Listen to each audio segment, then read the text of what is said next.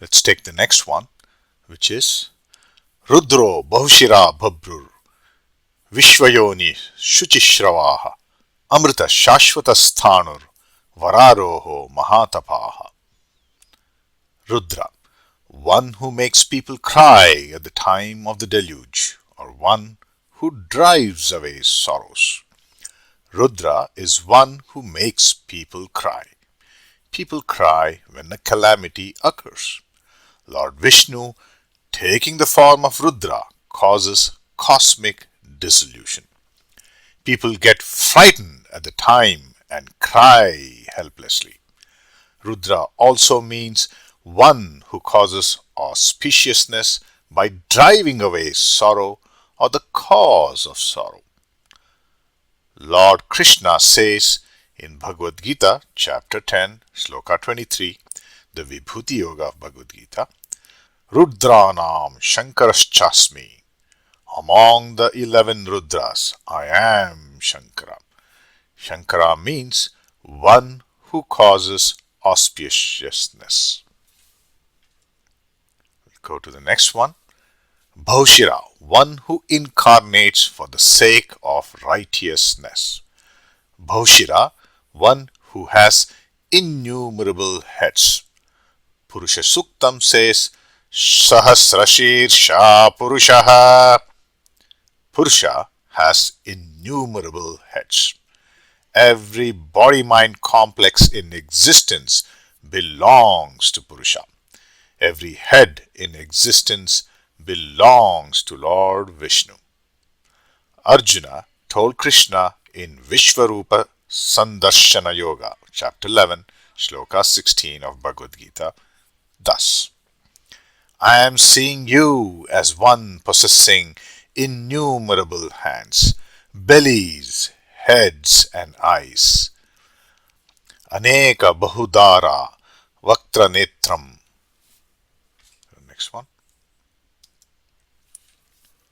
Bhabru, one who bears or governs the world. The Lord created this world single-handed. He also governs the world single-handed. All rules and regulations governing its administrations are wired directly into its functioning. The stars, the air, the environment, the oceans, the earth, the planet life, the animal kingdom, all follow his ordinance automatically. We'll revisit the two names today. One will be Bahuśira and the other is Bhabru. We will visit each. We'll start with Bahuśira and do a deeper study.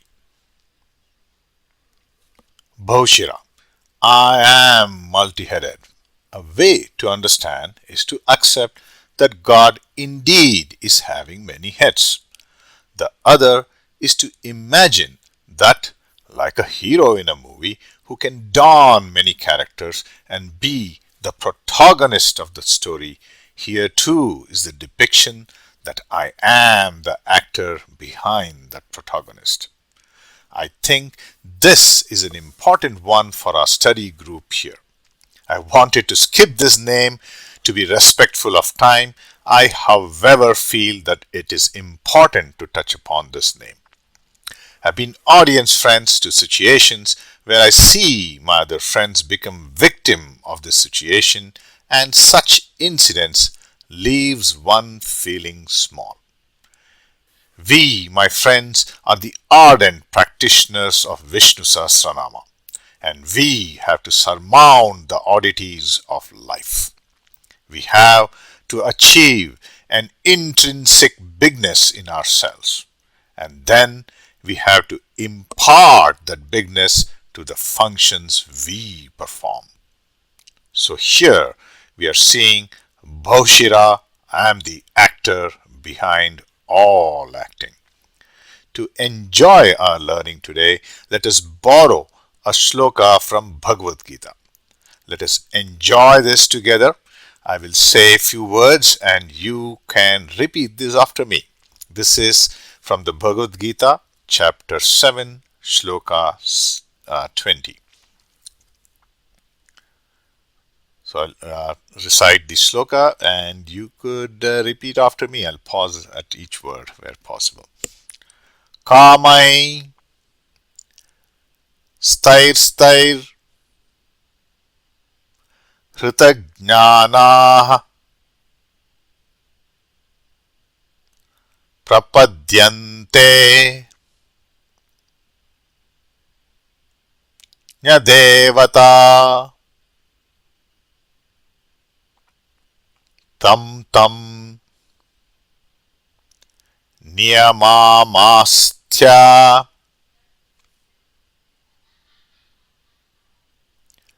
prakritya niyata svaya kamaistai hritagnyana prapadyante nyadevataah tam tam niyamamasthaya prakritya niyata svaya.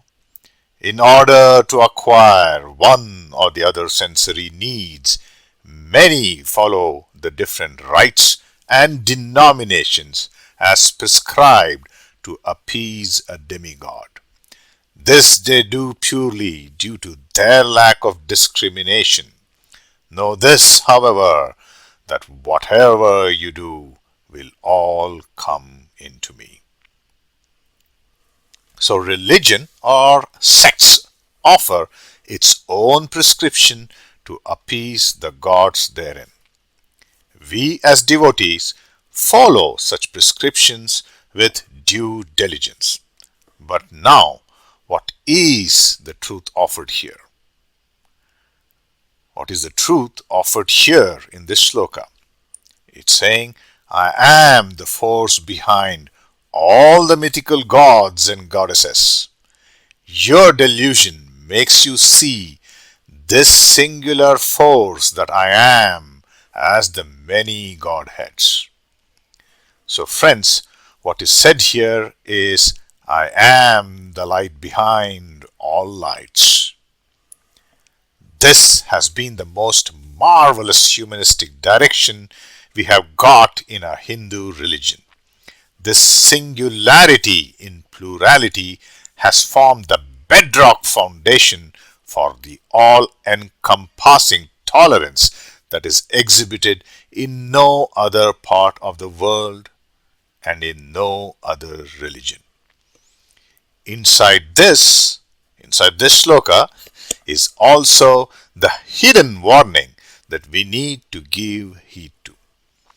When we do not give heed to this, we most often fall victim to the situation and the experience from those situations, which will leave us feeling very small. And what is that warning? It goes as tam tam niyama mastya.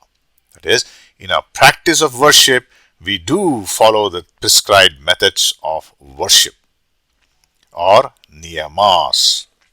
For some, when offering the naivedya, the banana stalk is supposed to face the god. And for the others, the banana stalk or the naivedya should face away from the god. Now, such arguments and emotions there at the time of worship will have experiences that leave us feeling small. Not only that, the gods too will be left waiting for the naivedya that was promised on them by us. So let us recognize that each have their method. Our approach should be, as in us as practitioners here, our approach should be, yes, your methods are same fruit bearing as my methods. This time, you take the lead.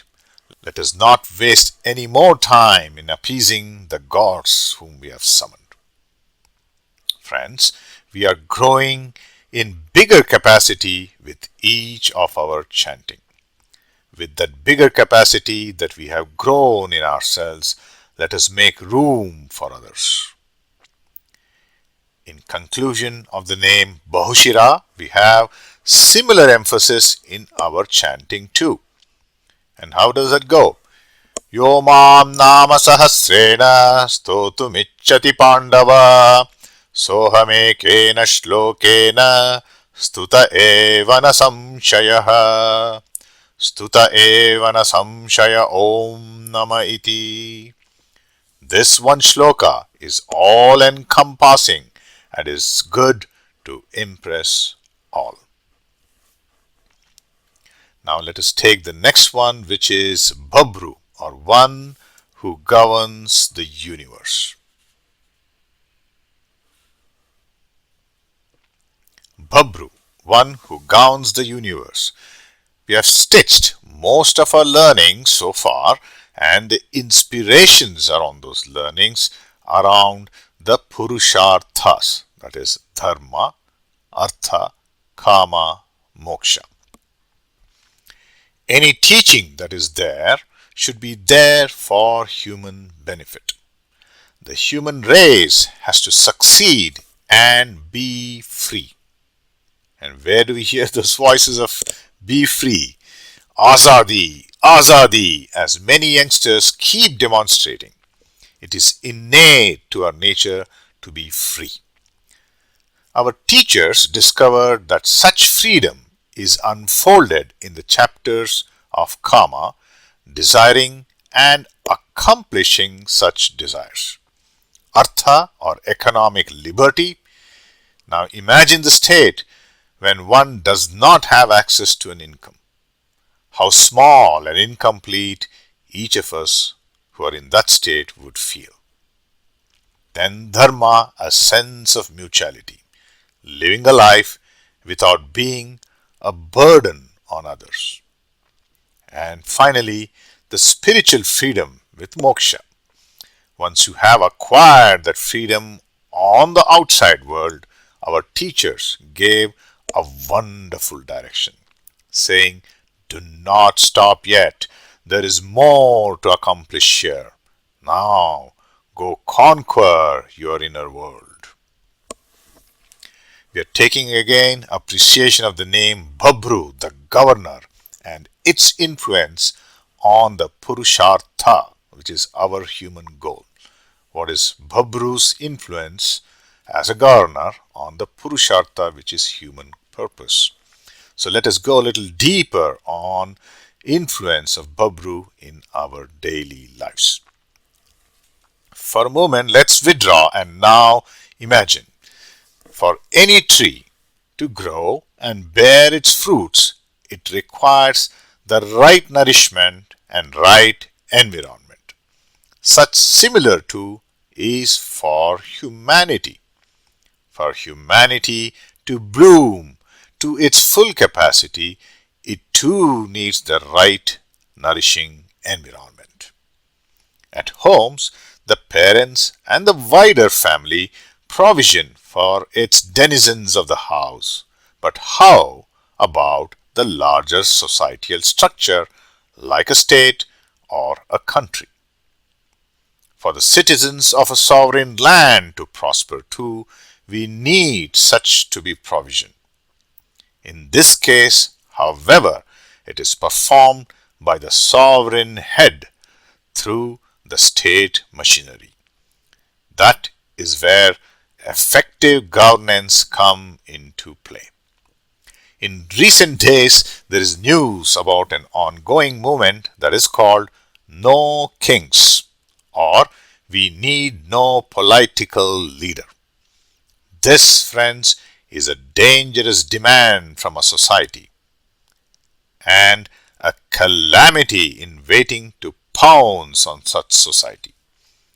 A state with a leader, we can say, has a monarch or monarchy. The opposite of this is anarchy, where everyone is a leader. Such a state is in utter chaos. One will see a lot of infighting and instability. The state without a direction to grow stagnates and rots. The dreams and aspirations in karma cannot be fulfilled. The treasury or the artha is consumed for ill use and its creative powers is floundered. Each one begins to live off the other, leading to the total erosion of dharma. So it is counterproductive for a state to remain without a leader or no king. In this very place where we are introduced to Vishnu Sahasranama, there is also the imparting of the knowledge of stately administration, where Bhishma expounds statecraft to Yudhishthira, the king to be. He very beautifully illustrates the importance of the duty of a king or a political leader. He illustrates it as so. The dharma or the duty of a political leader surmounts all other dharmas or duties. The king's dharma or Rajadharma is like the footprint of an elephant, where the footprints of other animals will fit in. So if king's duty is performed well, the duties of others too will be performed well, is the message. How very beautiful. If the political state is well governed, then everyone will benefit from it. And if the political state is weak, then everything else will regress and collapse. Friends, we are talking here about the name Babru, governor or governing or effective governance. Something goes wrong, the Lord brings the energy to correct it. We took appreciation of this in our previous study too, in the name Vishakrit. We can finally argue that effective governance is the domain of a political leader. They do this by passing of the laws. So, if Lord has to express his Babru or governance capacity, then he has to project it through those political leaders. Friends, we have seen in all those avatars that we studied last time that such avatara energies flowed through the political leaders of those times or those who had influence on those political leaders, from Vamana to Rama to Parashurama and then even into Krishna. So let us summarize our study from today. We took support from Bhagavad Gita to appreciate Bahuśira as the light behind all the lights, the one power that is confused to be many because of human delusion. How we need to achieve an intrinsic bigness in ourselves, and then we have to bring that bigness to the functions we perform. How we need to make room for others. A profound lesson in tolerance. Further, in Babru, we saw the impact of effective governance and the benefit to humanity and human purpose. We appreciated the need for a king or a political leader. We saw the pitfalls of a no king or arajagata, as is told, or anarchy, a rogue society where everything is floundered. No dream, no prosperity, no morality, and finally, no place for gods. How a political leader's duty circumscribes all other duties or dharmas. Effective governance comes to benefit one and all with the wonderful illustration of the elephant footprint, taking in the footprints of all other denizens of a forest. Finally, friends, in a democracy, the sovereignty of the state lay in the hands of its people. To keep that sovereignty alive, and not allow it to fall in the hands of rogue elements, we need to educate ourselves and keep the society dynamic. We need to exercise our participation with full awareness. Many would have observed in our learning today a degree of contradiction. The name Bahuśira provoked us all to be tolerant and accommodative. The name Bhabru went in the opposite direction and directed us to be adhering and abiding. Such too was the dilemma in the minds of Yudhishthira, to whom the clarity was given as Danda eva hi Rajendra Kshatru Dharmo Namundanam. You, O little prince, are taking the duty of a king, and the duty of that political leader is that of stately governance or danda, not that of a mendicant or mundanam. Friends, as we conclude, let us all pray to be endowed with the strength to perform our duties well. Let us go into a meditation with such prayers.